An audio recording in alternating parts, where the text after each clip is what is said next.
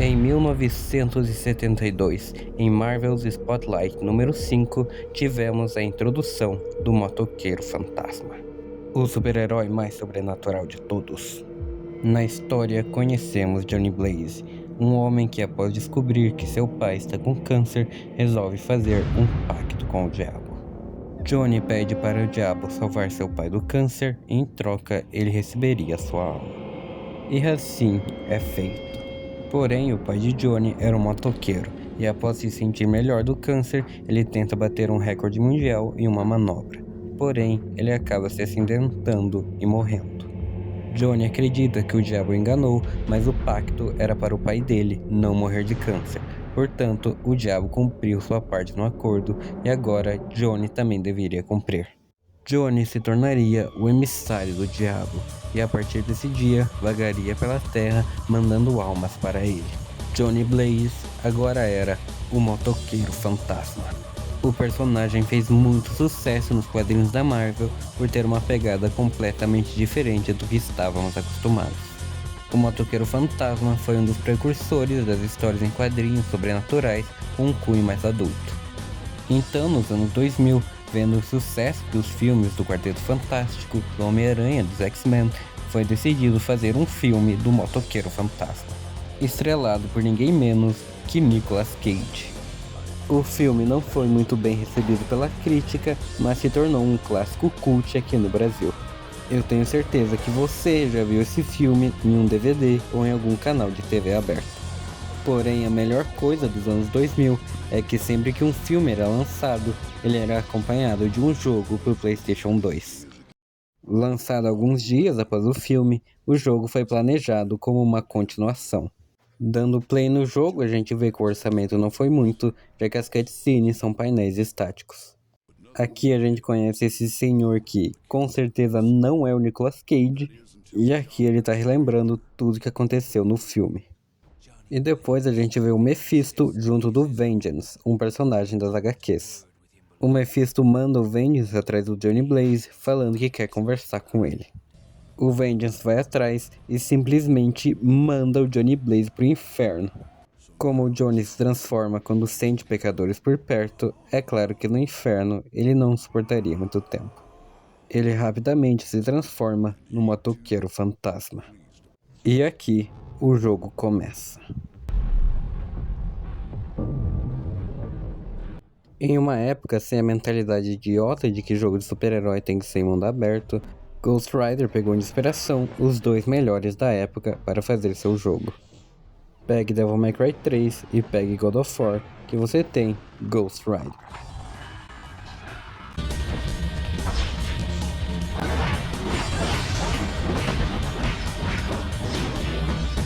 Tendo como arma principal uma corrente, é claro que eles iam pegar God of War como uma inspiração. Porém, Devil May Cry também faz sua aparição aqui com a barra de estilo.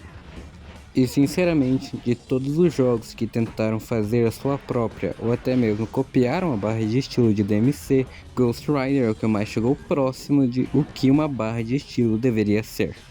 Variar os golpes, ser criativo e acertar múltiplos inimigos ao mesmo tempo é o que vai fazer aquela barra encher. Levar dano, ficar muito tempo sem fazer nada ou ficar repetindo o mesmo ataque toda hora não vai aumentar a sua barra e vai fazê-la diminuir. Pode sim ser uma cópia, mas pelo menos é uma cópia bem feita. A barra de estilo também recebe um propósito a mais com esses inimigos de escudo. Em determinados momentos aparecem esses inimigos de escudo que são basicamente invencíveis. A única forma de quebrar o escudo deles e deixá-los vulneráveis é aumentando a sua barra de estilo. Atingindo o estilo pedido, eles finalmente ficarão vulneráveis. E começa fácil com apenas pedindo o estilo brutal, mas lá para metade pro fim do jogo irão aparecer inimigos pedindo o estilo Vengeance, o mais alto e mais difícil de pegar. Mais difícil, é claro, se você não entender ou não engajar com a mecânica de combate do jogo. Conforme você derrota os inimigos, você recebe almas que pode usar para dar upgrades. Esses upgrades incluem novos ataques, ou aumentar sua vida e os ataques especiais. Os novos ataques do jogo utilizam de maneira criativa o sistema de ataque forte e ataque fraco. E se você viu meu vídeo de Soul River 2, sabe que pra mim esse tipo de mecânica é chato e preguiçoso. Mas Ghost Rider faz um ótimo uso dela. Ao invés do ataque forte ser um golpe lento que você raramente vai usar, ele é realmente bem útil.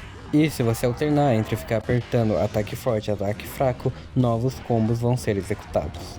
É um sistema um pouco melhor do que o de God of War, onde você tem que defender e apertar um ataque para sair um combo diferente. Em God of War, esses inputs são ridículos porque podem te fuder.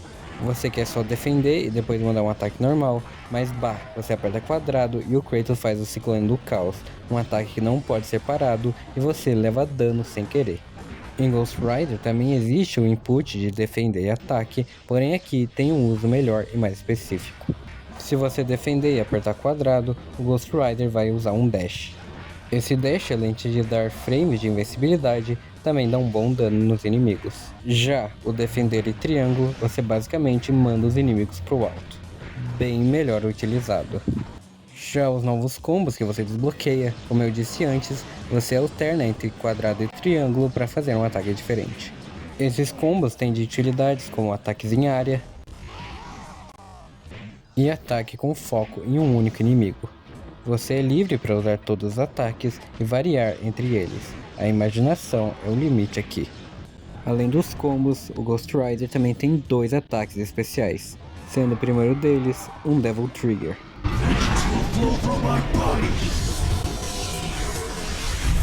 Nesse modo você fica mais rápido e mais forte e pode destruir literalmente tudo. Você também recebe acesso ao ataque registrado do motoqueiro fantasma, o Olhar da Penitência.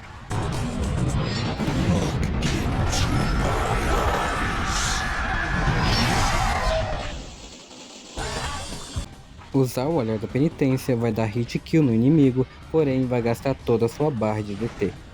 Eu falo DT como se essa porra fosse Devil May Cry. Você pode preencher a barra da forma clássica, atacando os inimigos. Além de servir como modo especial, aquela barra também serve como munição para os tiros de shotgun. O outro ataque especial é o Linking Charge, um ataque supremo que vai varrer tudo que tiver na tela.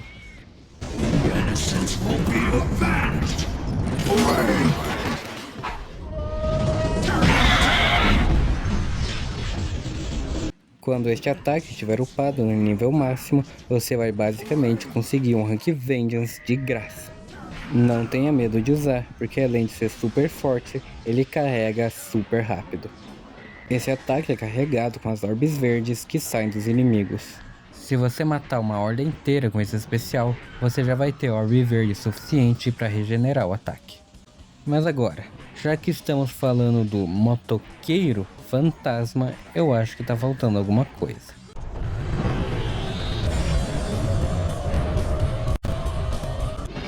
Em algumas das fases do jogo, nós jogamos com a moto do motoqueiro fantasma. Essas fases foram o que fizeram esse jogo se destacar na época, sendo a maior inovação o cara poder pular com a moto. Sério, em que outro jogo você pode pular com uma moto? Você pula e ainda tem esse slow motion foda pra caralho. As fases da moto não é apenas uma pista de corrida, ela também tem um pouco de combate. Apertando bolinha você dá uns tiros que acertam os inimigos no meio da pista. Em algumas partes vão aparecer os inimigos que também são de motos, e aqui é introduzido o combate melee. Quadrado você ataca os inimigos que estão na esquerda, triângulo os inimigos que estão na direita. Mais pra frente no jogo, após derrotar alguns chefes, você consegue alguns upgrades na sua moto, sendo o primeiro deles um fucking pulo duplo para sua moto. Em qual outro jogo você consegue um pulo duplo para uma moto? Outra habilidade que ele consegue é de correr na água. Isso é algo que ele já fazia no filme, mas aqui por algum motivo é um upgrade. E por fim, ele recebe um boost de velocidade que ajuda nos saltos mais longos. As fases de moto também serviam para mostrar pro seu primo ou pro seu irmãozinho que você era foda ao ficar fazendo manobra.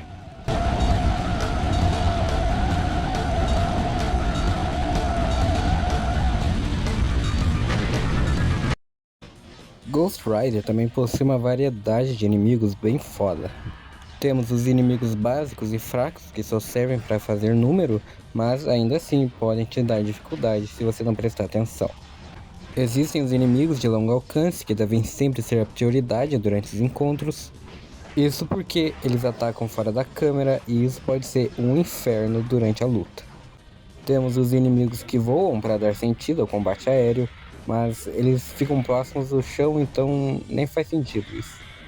Conforme o jogo avança, vamos sendo apresentados a cada vez mais tipos de inimigos. Tem esses baracas que ficam rodopiando por aí, em grandes números, eles podem ser um verdadeiro saco. Tem os ninjas, que são com certeza os inimigos mais chatos do jogo inteiro. Eles são rápidos, bem coordenados e o pior de tudo, eles têm uma defesa inquebrável. Não existe ataque no jogo que possa quebrar a defesa deles. Você basicamente tem que esperar ele te atacar, porque aí sim a guarda dele vai estar baixa. Também existe uma variação dos ninja, que é os caras de Shuriken. Como você vê, eles são inimigos de longo alcance, então prioridade máxima a eles. Temos também os soldados mortos-vivos. Eles são aquele tipo de inimigo que não sentem o seu golpe e vão com tudo pra cima de você. Não importa se você tá no meio de um combo. O jogo também possui uma quantidade boa de chefes e mini-chefes. As lutas contra eles são bem fodas e desafiadoras. Mas se você ativar o Devil Trigger, esquece a parte do desafio.